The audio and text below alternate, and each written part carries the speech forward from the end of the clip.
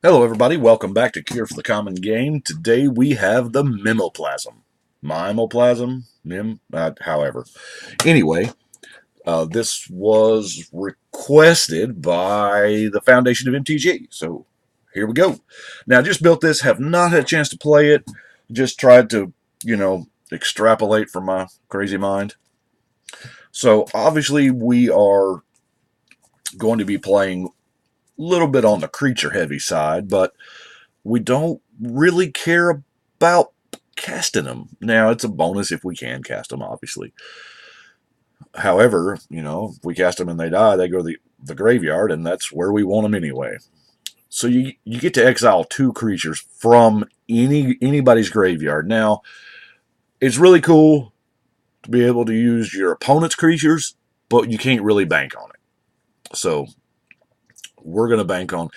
Now, there's two creatures that I did not put in the deck because I don't have another copy, and that's Prime Speaker and Death Shadow. Those are the two that they beg for the deck, but I don't have any more copies. They're all in use. Anyway, here's where I went. He obviously is, he's kind of Simic-y in the fact that he tinkers around with +1/+1 counters, so there's that. So first, we'll go through the +1/+1 counter creatures. Varel, now Corpjack Menace, kind of ballin'.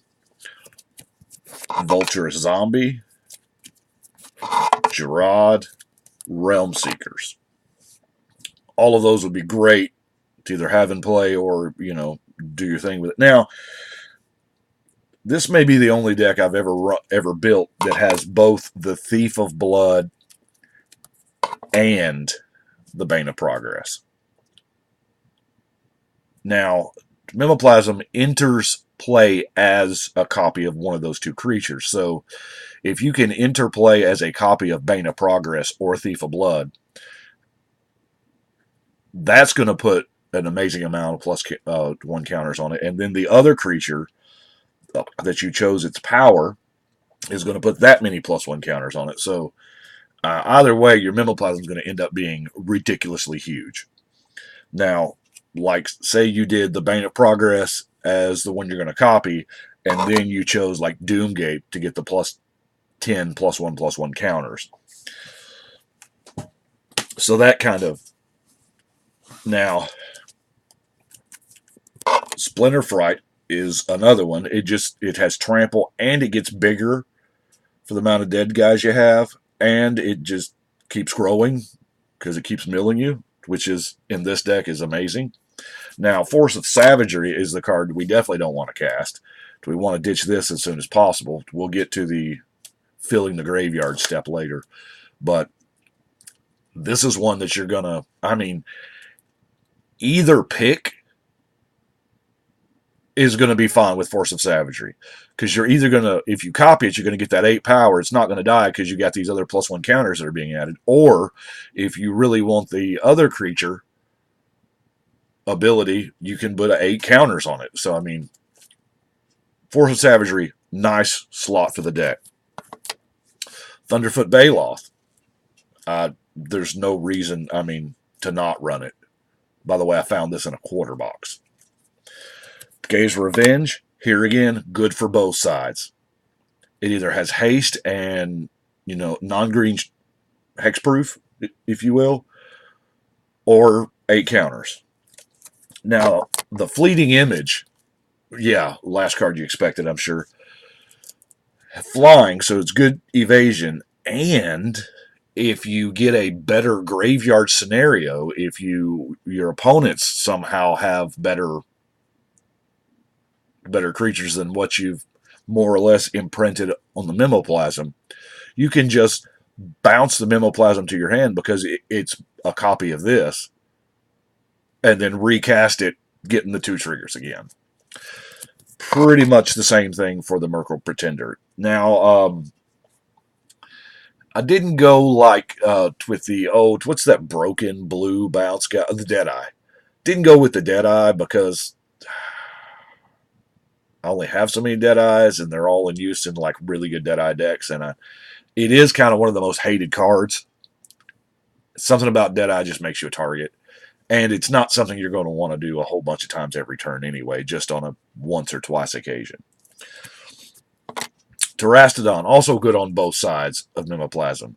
You're either getting the 9/9 popping 3 or you're getting 9 counters. Either way, pretty ballin'.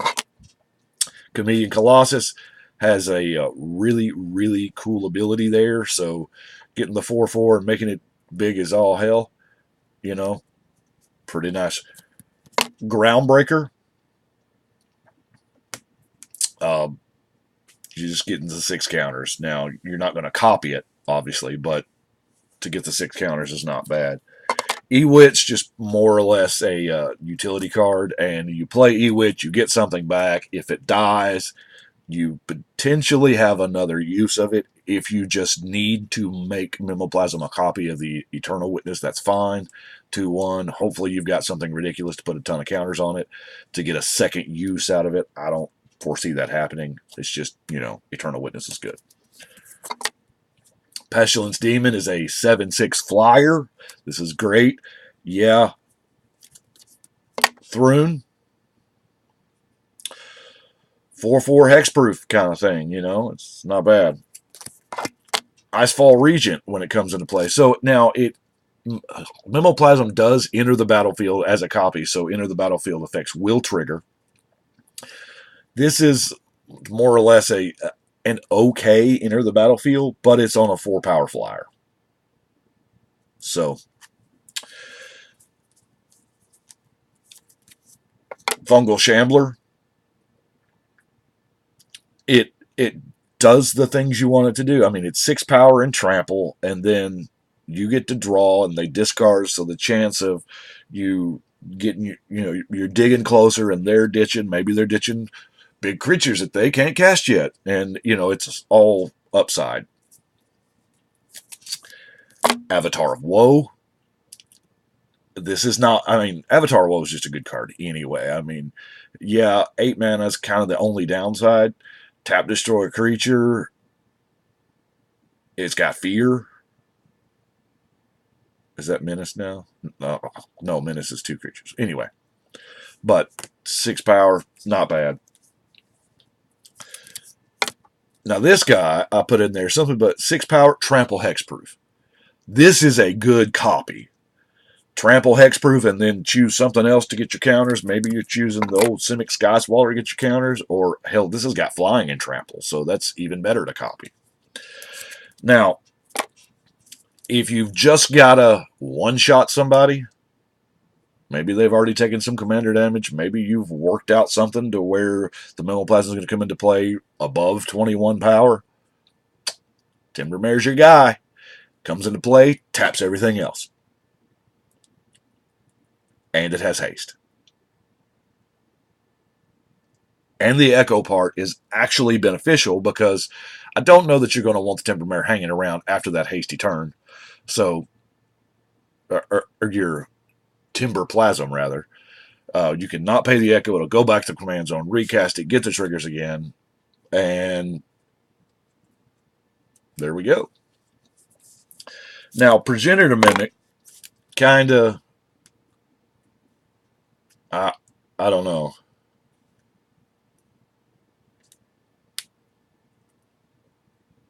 I don't know how this is going to work, to be honest with you. I just thought, hey, this would be cool. Now, obviously, we can't talk fat creatures. The Steel Hellkite is pretty good to make your copy of it. Flies, 5 power. It can, eat things. But we also got to talk about the big boys. Here again, either way, whether you're copying it or getting the counters. Now, the Annihilator ability is so broken, they're not going to print it anymore. But it's really good. Now, I did not use any of the Eldrazi gods because they cannot exist in a graveyard. They just shuffle back in. And they take your graveyard with them. So don't want them in the deck. But your other guys, not bad. Now, the Breaker of Armies. Are we getting fuzzy? I think that last one was fuzzy because it was 4. Our last creature. Now, we've got... Here, let's roll through some I don't know if it's ramp more or less than mana fixing. I mean, we're not talking a lot, but that is what we've got for our color fixing. Man, you can tell I just built this. There's still lots of air in those sleeves. You can see it's popping right back out. It don't care. Now, how do we get creatures in a graveyard? Well, the first thing that popped in my mind was draw, discard, draw, discard. So draw, discard is kind of cool. You know, you got Careful Study and the Forbidden Alchemy. The Buried Alive was right up there on my list. I was like, sweet, you know. I'm not running the Dark Ritual because I don't know that you really care that much about Burying Alive on turn 1. If you turn 1 Buried Alive, in the chance that you do get your Dark Ritual and your Buried Alive early, it sends a huge red flag to the table. Hey guys, I'm your target. So trying to get other stuff in the yard, you know, Jared's Orders, you get 1 to the hand, 1 to the grave. That's fine, I guess. Ancient Excavation, you get to draw and discard. I mean, yeah. In most decks, discarding is not that awesome of an ability, but in this one, you get to draw, keep your business, and discard your dudes. Which, similar like Read the Runes. Discard a card. Hey, not a problem. Sign me up. Dread Summons. Everybody mills. This is beautiful. Now, it is an X spell, but even if you're casting it at 3 or 4, I mean, everybody mills, and you get some blockers. So, which is pretty much what your zombies are going to do. You're not going to use them to win you the game. I mean, it might randomly happen. Urza's Guilt. Each player draws 2, then discards 3, and then loses 4. Now, I'll admit, this card has been out for a while, but it really finds a home right here. Because this is exactly what you want to do. I mean, everybody's discarding 3. Wow. Drawing 2, discarding 3. Mulch. You just got to have, I mean, hell, I would be happy casting Mulch and not finding a land. Whispering Madness. Yeah, this is pretty sweet. Now, if you could imprint their, encode. Encode this on a. It sounds weird. I guess that's why Cypher didn't. Maybe Cypher would have caught on if they'd used a little better wordage. Not a word, I know. Grizzly Salvage. You reveal the top 5, you get a creature or a land, so you're probably choosing a land because you want that creature to go. Because most of our creatures we want in the graveyard as opposed to in our hand. Rites of Refusal it's the only counter spell in the deck, and I love it because, it's your open ticket to discard all that crap out of your hand that you don't want. Sultai Charm. Charms are awesome. The only drawback with charms is you do got to have one specific of all of them, but the utility here is, a creature, artifact, enchantment. If I don't have any of that stuff I care about destroying, let's fill up the yard in the hand. Now, since we are filling up the yard, Reanimate does seem a little on the, obvious side. And there are plays where you can, I forgot I kept a 0 land hand and I drew a card. I got to discard my big fatty and, but everybody sees that coming. But anyway, if you do happen to have the fat creature and the Reanimate in the opening hand, yeah, sure, go ahead. Let's paint ourselves as the target. Now, utility.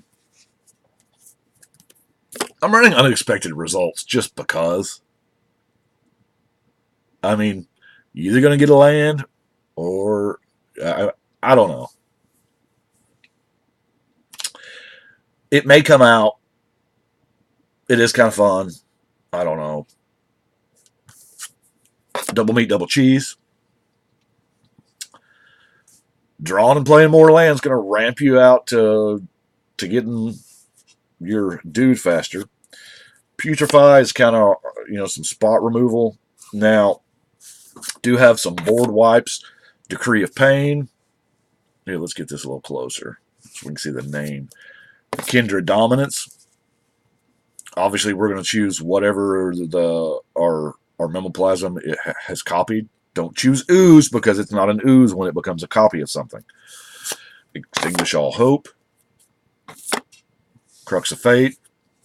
On the off chance that he becomes a dragon, that'd be sweet. And our last card is the green counterspell.